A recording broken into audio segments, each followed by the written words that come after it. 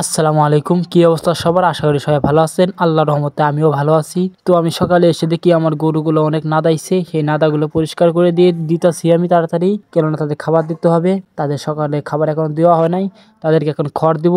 দেখুন আমি খড়গুলো কিভাবে দেই। মূলত আমার কিছুটা গরু আছে, তাদেরকে আমি প্রতিনিয়ত অনেক যত্ন করে পালি, কেননা আমার এইগুলো আমার শখের খামার, একটা আমার শখের গরু। গরুগুলোর স্বাস্থ্যটা আপনারা দেখলে অনেক খুশি হবেন। তো আমি সকালে প্রথমে আগে খড় দেই। বর্তমানে আমি ঘাস লাগাই নেই, কিছুদিনের মধ্যে ঘাস লাগাবো, কারণ আমি নতুন নতুন কিছু গরু তুলেছি, আমার অভিজ্ঞতাটা সেরকম নাই।